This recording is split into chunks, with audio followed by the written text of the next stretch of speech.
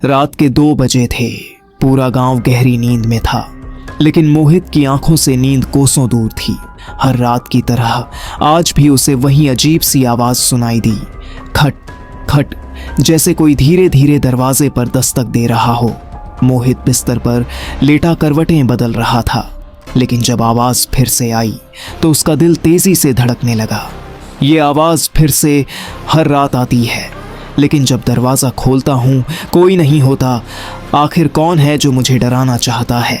मोहित धीरे धीरे उठता है, उसकी सांसें तेज हो जाती हैं। घड़ी की टिक टिक की आवाज माहौल को और भी रहस्यमय बना रही थी। जैसे ही मोहित ने दरवाजा खोला, सामने कोई नहीं था, लेकिन जमीन पर गीली मिट्टी के ताजा निशान थे, जैसे अभी अभी कोई वहां से गुजरा हो।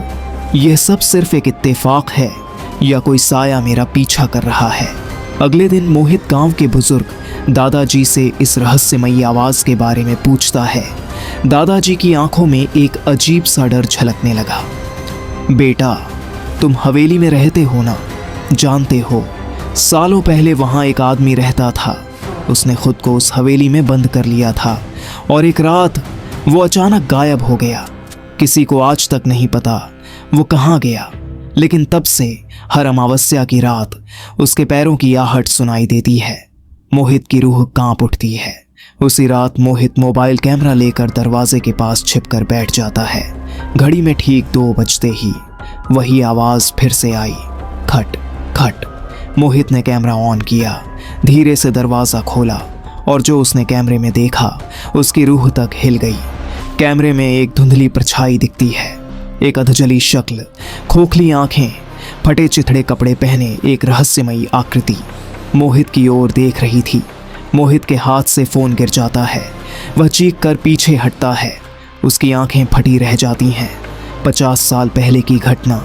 गांव के एक आदमी रघु ने अपनी हवेली में किसी को नहीं आने दिया था।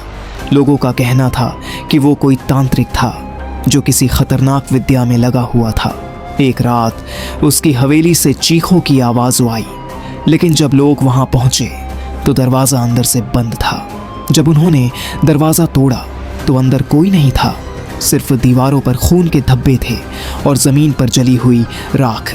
मोहित हवेली के अंदर घुसने की कोशिश करता है, लेकिन जैसे ही वह दरवाजे के पास पहुंचता है, अचानक दरवाजा अपने आप खुल जाता है। हवेली के अंदर एक टूटी हुई कुर्सी, जली हुई तस्वीरें और फर्श पर खून के निशान थे। मोहित का गला सूख जाता है।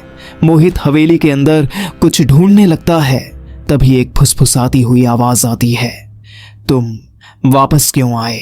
मोहित तेजी से पलटता है, लेकिन वहां कोई नहीं था। वह हिम्मत करके हवेली के अंदर और आगे बढ़ता है। तभी उसे जमीन पर एक पुरानी डायरी मिलती है। मोहित डायरी खोलकर पढ़ता है। उसमें लिखा होता है, जिसने भी मेरी शांति भंग की उसे मैं कभी चैन से जीने नहीं दूंगा। मैं अब भी यहां हूं। मोहित के पीछे अचानक परछाई उभरती है और एक ठंडी सांस उसकी गर्दन पर महसूस होती है।